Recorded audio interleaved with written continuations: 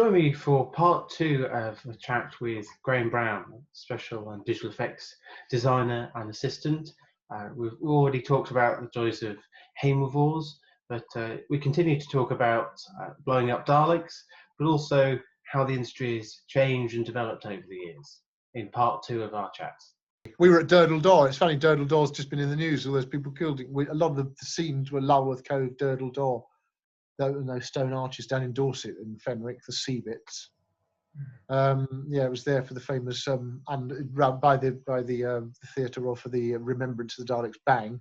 That noise when I have to say we had slightly miscalculated how it would reverberate around all that concrete. That's I'd like to say I hadn't. I mean, I was there too, so it's as much my fault for not saying I think this is going to make an awful lot of noise. 1 or 2 in the morning.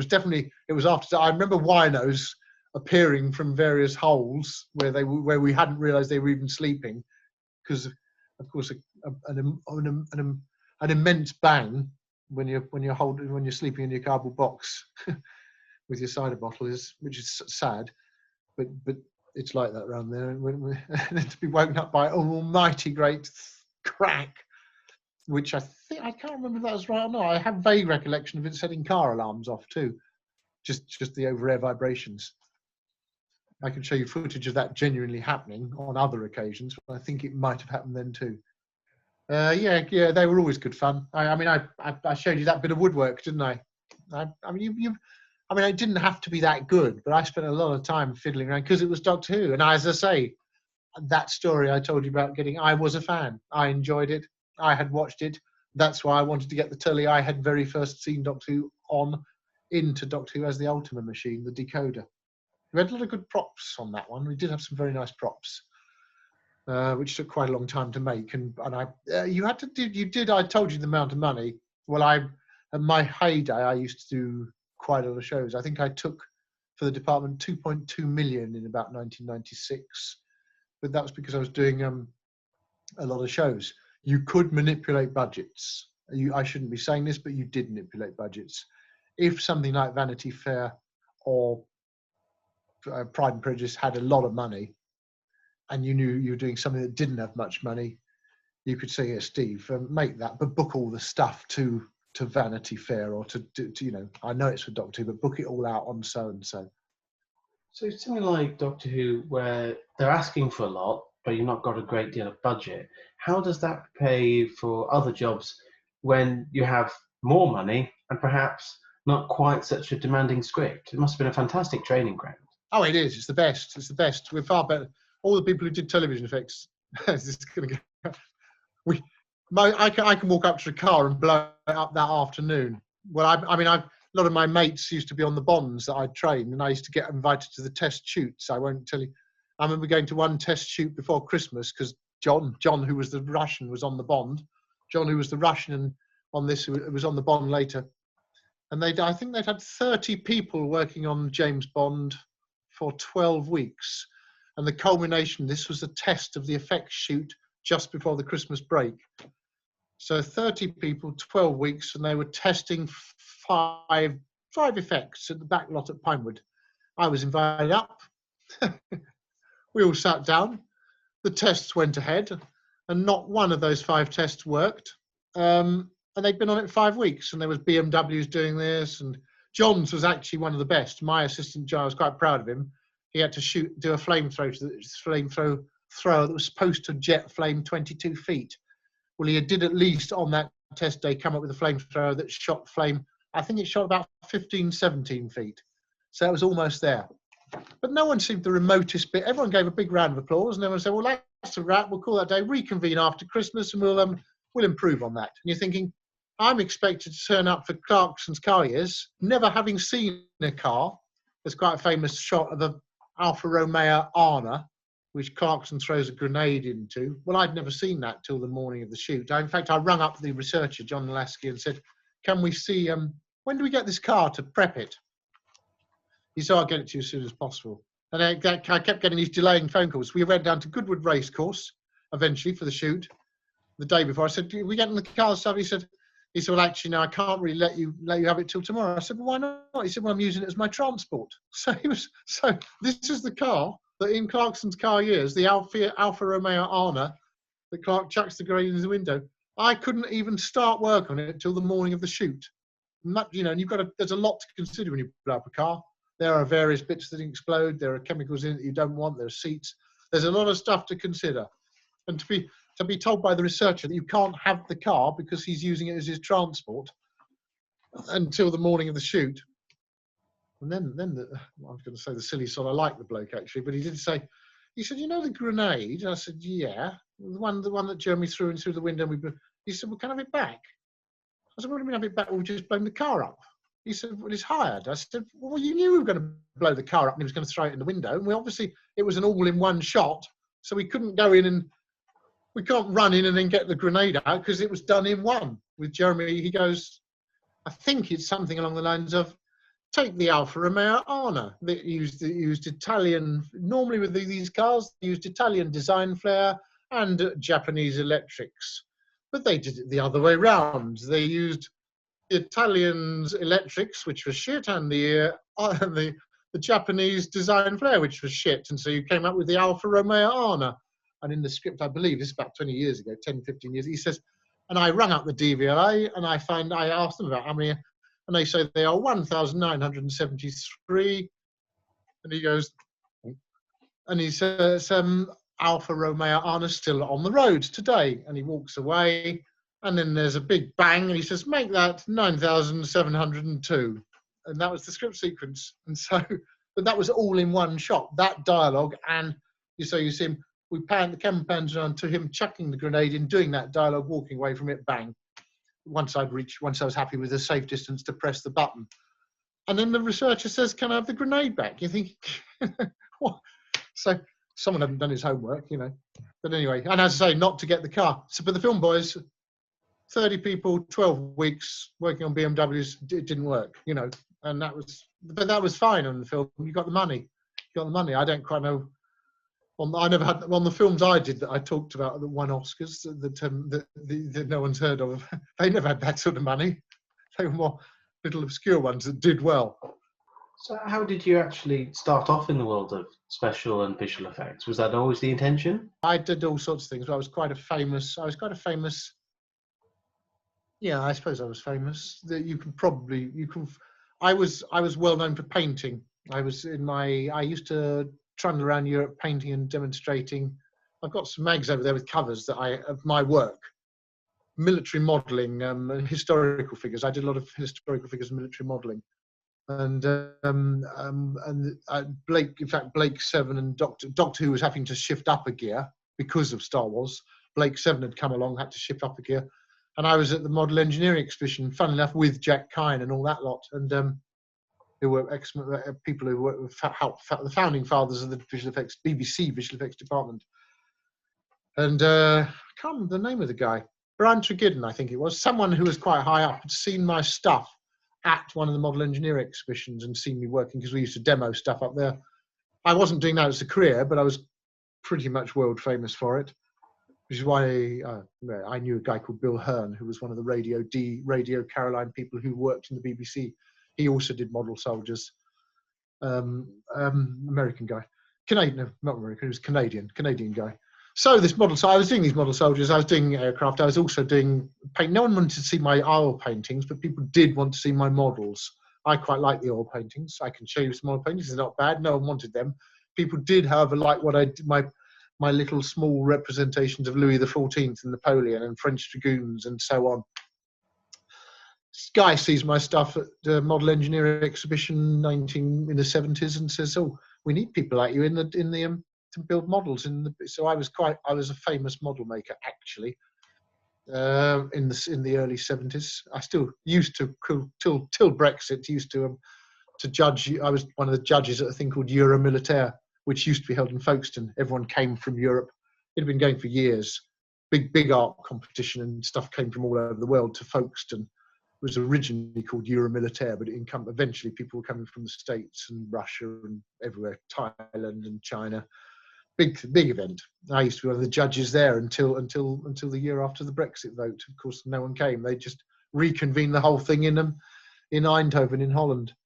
So, which I've been invited to, but it's a bit of a faff, and so so doing this stuff, quite famous, got asked to come along, and oddly, I was asked to come into the BBC as a model maker. I arrived and I was straight out onto location. They said, yeah, I know you've come to make models, but would you mind? We need people on location.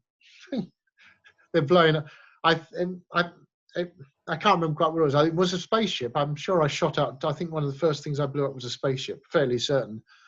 So on something. So I shot out to location. So I was taken on as a model maker in the 70s, and I think I built one model of a windmill in my entire time there.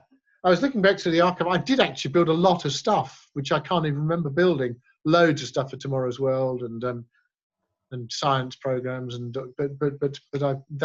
of course you move up and you tend not to be building because you're doing the.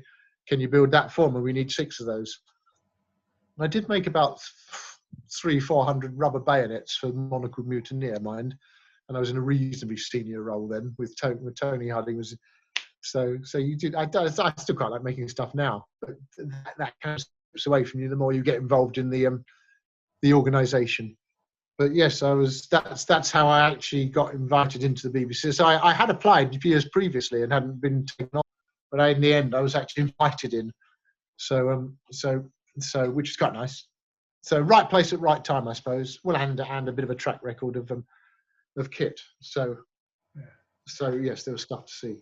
And once you'd got there, who were the people that you particularly learnt from? That's tricky. Because when I arrived, it was visual defects. I learned what not to do from a lot of people. So yeah, that's a tricky question to which I'm struggling to find an answer. I found out how not to do a lot of stuff in the early years. I found it probably wasn't a good idea to say it wasn't on the yellow form, so I didn't make it. And I also found out it wasn't a good idea to say I didn't think it was funny, so I didn't bother to make it either. There's a fairly famous event where, again, a name I won't mention, but it's quite. Ronnie Barker had to ride a bicycle that had wobbly wheels, so it went up and down and up and down. That all worked perfectly in the workshop. So we made consent oval wheels for this thing rather than round wheels. So as you pedalled, it would go like that. Ronnie Barker is absolutely delightful, I have to say. It's a sad loss. A nation could do anything. I mean, a Porridge. His archive is fantastic. Churchill, the stuff he's done, brilliant, right? Brilliant. But I remember watching someone in charge. So this bicycle went onto location, and it worked perfectly. But that's because at that time we were all slim, light guys. Of course, Ronnie was a little bit more weighty, shall we say, and of course. Not strong enough to get it over. And I remember the person in charge saying, well, it doesn't work because you're too fat. And I remember that not being and this is to a man who we like, who actually went apeshit, I have to say. That was not received well. And this is not a man who was taken to having tantrums, or, he was a good bright guy and very funny. But yes, I saw that. That was another thing not to do. Don't tell the lead actor that the thing isn't working because they're too fat. I suppose through both your own work and watching others, you must learn what not to do and perhaps sometimes what not to say. We built, I'll tell you another funny story where you learn what not to do. The burning of Mandalay for Rebecca. Made a third size model. Spent a lot of time making a third size model. Shot this at Bray, in the back lot at Bray, years and years ago. You'll be able to find out, I'm sure, by looking at some credits who this was. But what you don't build, if you want the third size of model of Mandalay to burn to the ground, do not build it in fireproof timber. Because it will not burn to the ground. Even though I, as a junior, was running in and literally chucking buckets of petrol on it to try and get it. We had gas and stuff and gels on it, making it burn. But would it burn? No, it wouldn't burn. And I actually went in, how dangerous chuck. Do not do this at home. Do not chuck even the tiniest quantity of petrol at anything ever. It will more than likely kill you.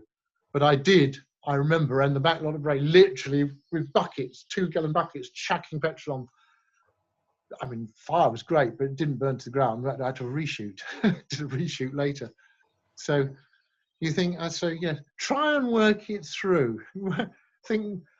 I suppose that's what I learned was, right, what can go wrong here? What can possibly go wrong? Yeah, that can go wrong, that can go wrong, I ended up doing a lot of health and safety lectures. I have for a year, when the health and safety at work came in, we started having safety advisors who come and tell you, who knew nothing about effects, and they come and tell you what you couldn't do. There'd be a man in a suit saying, well, I don't think that's a good idea. They do good work. Eventually, I went and got the NEBOSH qualification myself because I got so that I could actually, and it made, there is a place for health and safety, but it was a bit I mean, in my opinion, you can do anything if you risk assess it properly, work out what can go wrong.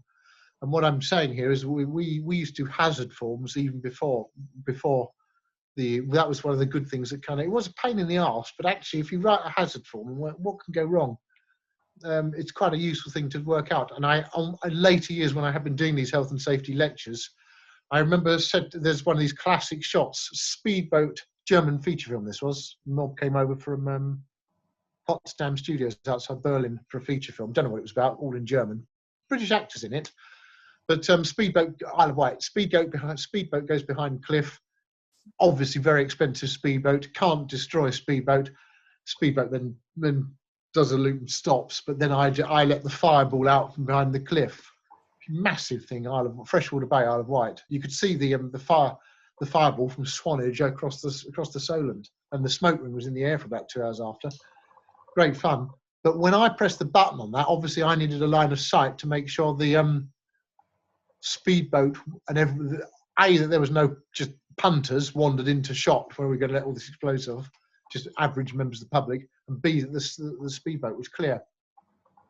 So I'm miles away from the camera because I need a line of sight, all in community. And I was actually on my own. There was no reason, literally on my own, because I was just watching the action. Didn't need a cue because I knew that once the speedboat was safe, press the button. Press the button.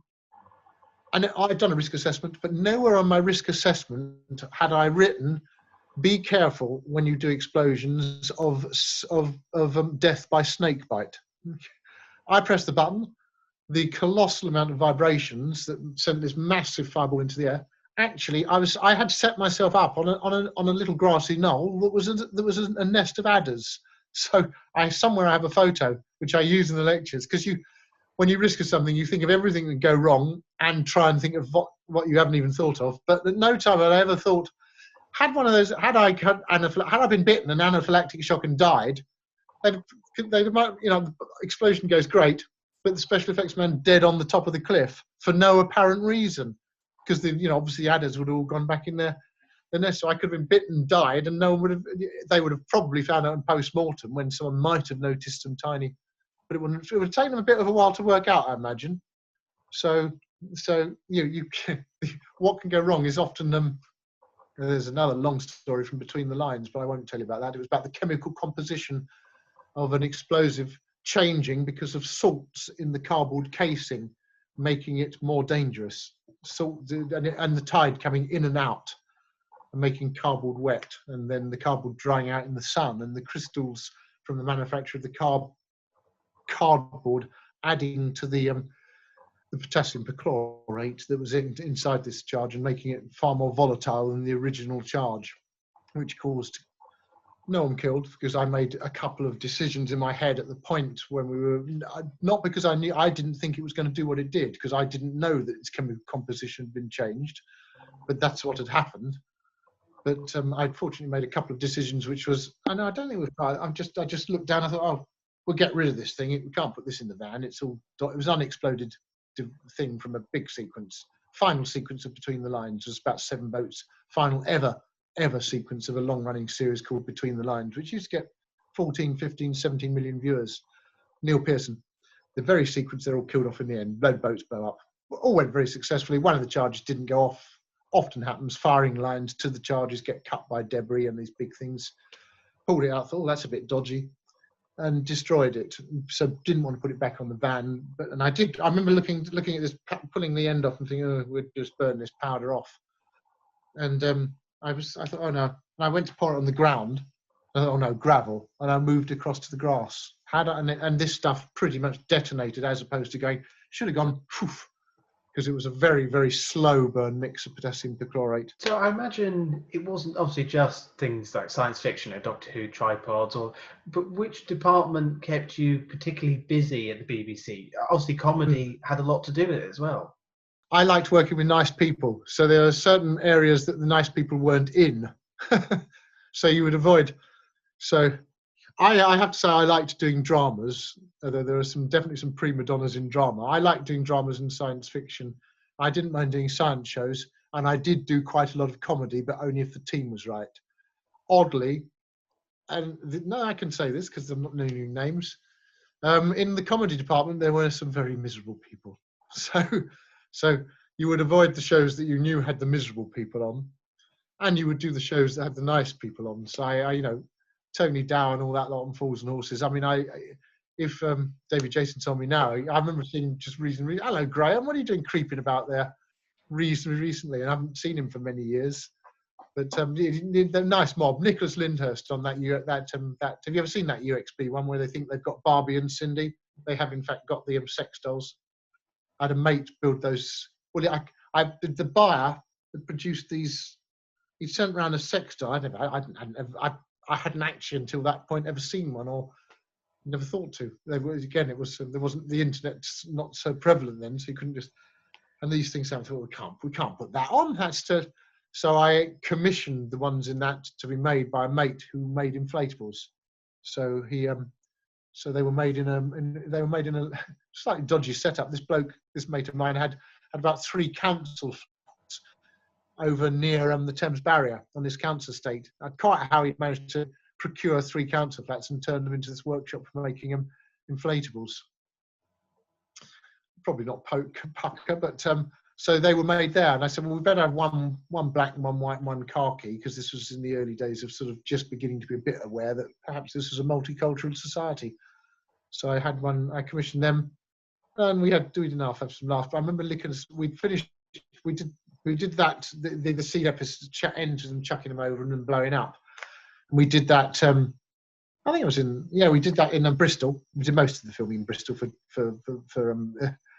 we didn't actually do it in Peckham, as you probably know. We were in most of the time we were in Brixton. We did a few bits around London. I remember chasing the butterfly around Ravenscourt Park for years because we kept having to come back because the weather kept changing. So we were trying to, I think it actually spanned a couple of years, from winter in summer to winter to the following spring, reshooting this bloody butterfly in Ravenscourt Park because the continuity was never right with the snow and the rain and the sun. Got it in the end. Can't remember which version ends up in the show, but we had so we were in Bristol. We had my 3 main character sex dolls, but we actually had all these ones that were for dressing the set that were the real things. I remember I think we blew the bulk of them up and put them in Nicholas Lyndhurst's bedroom in this hotel. So he was in the bar. I think we managed to get. I don't quite know how we got in. Whether we blagged the key off him or so, I had no idea how we managed to. We ended up sticking him in his bedroom. As far as I recall, it's a long time back, and so he opened the bedroom door to find like fully inflated about 200 fully inflatable sex dolls. I don't know how many it was. A lot of fully inflated sex dolls. Then all we wanted to do was go to bed, because it was night shift. It was probably about 3 a.m. by that time, because I think we'd blown the thing up about 10 to midnight, and then a bit more filming, and gone back to the hotel, had a drink. And there's all these American tourists in the bar. He had then got these things out of his room and stuck them in the lift. He'd obviously kept the lift, and so he filled the lift to capacity, and the lift came back down to the bar. We again didn't. We were all hooting with laughter, wondering what he'd found. And the lift door opened, and all these sex dolls popped out. And they were these American tourists in this hotel, this quite flashy, swanky hotel in Bristol, still there, called something different now. So it goes about 3 a.m. There's this ting, and then the doors open, and all these sex dolls pop out. Yes, so we did have a lot of fun. There was a lot of angst and a lot of fun, and I have to say, as a special effects man, you're never entirely sure whether you've done it right till the dust has settled. A story on Monocled Mutineer that illustrates this point. There is quite a famous. Have you heard of Monocled Mutineer? Funnily enough, a Doctor Who, one of the Doctor Who's, Paul Mcgann, who was the star of Monocled Mutineer, played Percy Toplist. So it's kind of Doctor Who related. It was one of his earlier jobs before he was Doctor Who in Canada. he played this part of Percy's office, and there's this execution scene. So in the First World War, they used to, for desertion, they used to shoot people for desertion. There's this telling, horrible scene it was, that the director wanted again in one. So this bloke is against the firing squad, against the pinned up against this post. And in those days, this is true. Apparently, I wasn't there because I wasn't in the First War, but my grandfather was. But apparently, the firing squads, they used to give them rum, to give them Dutch courage. They also used to tell them that some of the rounds were not live. So they used to hand out, so everyone would be given a round on the firing squad, and they were told I suspect they were probably all live, but they were told that some of them were dummies. And they were also given a rum ration because they didn't really, you can imagine, they didn't like shooting their mates, just because the mates, it's appalling really what people went through in that conflict. So you've got post-traumatic stress disorder, and yet you're being shot for running off. But in this scene, this guy is strapped to the post, and and then the officer gives the command to fire. The firing squad because this happened in reality, the firing squad were often quite drunk by that time, so of course weren't very good shots.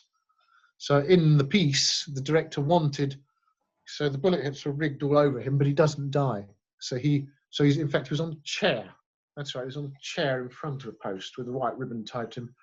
And so the gunshots go, we fire and in those days it was a much more violent explosion. We had to use high explosives to make the bullet hits in those days, rather than a specially built product, which now comes from America or Austria. So you're strapping high explosives, albeit a small amount, inside a little metal thing, and then a blood. Anyway, so I had about 15 of these I had wired on this bloke. George Reed was my assistant. This was actually Tony Harding's job, but I was running it that day. I think Tony, who was quite senior, had to go back to London for a meeting, or maybe he was ill. I can't quite remember why he wasn't there. So I did it, and it was a nasty moment. So bullet hits take a long time to rig. So some hours, rigged this bloke on the chair. Director wants it in one. So in the film, what happens is the man says, "Okay, firing squad, fire." There you go, bang, bang, bang, bang. You see the bullet hits. This is all in one. You see the bullet hits hit the bloke, but he doesn't die. So he then much like this actually, rocks it over. He falls to the ground, screaming in agony. Now, and then in the story, the director wanted the officer then to walk forward, and this used to happen. The officer walks forward, draws his weapon, and shoots him through the head to put him out of his misery. So that's all in one from the moment, from the firing, so I think they did a reverse of the firing squad, all like this because they're drunk, to the shot that way of the bloke over the shoulders of the firing squad, saying, and then go, okay, and fire, and then there's the boom, boom, boom, boom, then the man screaming in agony, and then the officer waits a beat, walks and shoots him in the head. Now that, in actual time, took about, and I used it in actual time, fire, bang, bang, bang, bang. So we're probably talking about a minute and a half, maybe a minute, from the point where the bloke, the camera says turn over, and then the bloke says fire. So I have let a load of high explosives off on a man who is now lying on the ground screaming in agony because he's acting, or is he screaming in agony because my charges have gone wrong? And I don't know that. And I can't run in. Normally when you did bullet hits, you run in to check everyone's okay at the earliest opportunity. But of course the director wanted the officer then to listen to this, and he dragged it out, the bloke screaming in agony, and the blimey was that bloke a good actor. You can probably watch it. And then the officer walks in and shoots him in the head. Only at that point did the director shout cut, and of course the screaming stops. And so that was one of the longest minutes of my entire life, because as I say, you're never sure that you've done it right till that moment. You press the button, there's a big bang, whatever happens, you run in and you say, I hope everyone's okay, and you're not really sure. Of course, you started, as you say, in the 70s, and you're still very busy working. How has the industry changed? Has CGI altered what you're doing? Not many people when I started, and we were visual defects. But yes, that's right, yes. But then the department went exponential. We obviously, Star Wars had meant we had to go from a few blokes with egg boxes and wobbly sets to actually some quite glitzy stuff at the time, Red Dwarf and so on and so forth. are coming along. We had to be a bit more, and Pride and Prejudice. These things had to look like movies. People were expecting high definition television. When I was producing, you always watched the things back on the smallest screen because most people were watching it on a tiny screen. So if you couldn't tell the story, look at a tiny screen. So we always did it so it looked glitzy, but then watched it back on the crappiest piece of equipment we could find, so that you knew that people watching their tellies in their kitchen, the black and white thing on the side, you could still see what was happening. But of course, those have all gone, and everyone's got massive tellies, and so it's just got to be better. It has to be better. So we've gone from people on tiny screens where you could even have a bit of string, and it wouldn't show up on camera. A bit of string. I mean, there's famous Dad's Army episodes where you can see the flying harness now, because where they're held up on the ends of bell ropes and stuff, and they're on the flying harness, and they didn't bother to take the wires out because it was only going to be seen on a thing this big. Of course, now people are watching those Dad's Army DVDs on television that's the size of this, so it's all there for you to see. So boy, has it changed. But so the department went exponential. Then, of course, I went to the cinema. Everything's ticking away nicely, and the 2.2 million, as I say, I think it's 1996, something like that. I did turnover, highest turnover, I believe, in the department. Maybe not, but I believe someone told me it was. And just doing like 17 shows, and lots of them all winter, and lots of long-running children's ones. I like doing children's stuff too. I love doing children's stuff. I've got all the figures too. I've got all those stuff in my archive, all the actual departmental figures to prove it all. But then Madame Doubtfire came out. I'm in the cinema watching Madame Doubtfire, and in that story, it's re-edited now if you watch it. But in the story, the one I watched was he leans over and his boobs catch fire. Do you know he's in that funny costume? Robin Williams is dressed up as a woman, got the boobs. He leans over the cook, and the boobs catch fire. And I did think to myself, I thought, what the is that? That looks awful, because they had some very early computer-generated flames on. I suppose they didn't want to have flames coming up the front of Robbie Williams. And someone said, well, maybe we can do that with this computer technology thingy. It looked absolutely shit. But I looked around this cinema, this crowded cinema, and I'm going, what the fuck is that? And the crowded cinema, I'm thinking, hold on, no other buggers noticed. I thought, well, that's a bit worrying. Could the writing be on the wall? So I sort of slightly. That's when I thought, well, I did start getting other strings to my bow, which is why I went off producing stuff, kids shows and stuff, and so on. Which was great fun. Had a lot of fun doing that, and of course, by that time I'd been in the industry so long, I could certainly put together a team of people who knew what they were doing quite easily. That's the secret of being a producer: a good team. And as I say, the ability to actually say, well, you haven't given us enough money. Do you want this? Do you want this, or don't you want it? Because we can't make it for that. And that's what you've got to do. And unfortunately, I had the luxury of another job to go back to, so I was able to say those things as producer, because I could still go back. And so maybe other producers don't have that luxury. Although when you're a staff producer in the BBC, you do, because they can't really fire you, or certainly couldn't then. But because I was producing stuff for ITV while still BBC staff. But yes, the interesting, so from about 97, because the computers took over the work, it dropped right off. But then suddenly, that was the other interesting thing that adds bit to, but then it did gradually come back, is what I was leading on to say. But the other interesting thing that you're going to do in here somewhere is, of course, when I first started in the 70s, the directors, they'd lived through the Second War, some of the older ones. They had seen an explosion. They knew what an explosion looked like because they'd seen London on Fire, some of them. People like Peter Whitmore and stuff from doing Terry and June. So, whereas by the time, by 1999, the average director had only seen an explosive on his Nintendo, and they weren't real explosions, so he didn't know what a real explosion looked like. So actually, it didn't matter if the CG stuff didn't look like a real explosion, because who'd seen a real explosion? I think on that note, it's just a lovely point to say thank you very much for your time, Graham. It's been fascinating to hear about your full career, and I know there's a lot more we could talk about. Oh, tons. Yeah, stories come back to you in the middle of the night. I've spent the last 20 years with people in various dinners, chats, seminars, conventions, telling, something will come back to you and tell the story, which you probably haven't told for 20 years. And then people have spent the last 20 years at various these things with people saying, you should write this down. And you never do. Well, I should do, shouldn't I? But you don't, and you forget. I mean, But it's fun. I've had a good time. I'm not as rich as I should be, but I've had a good time. So.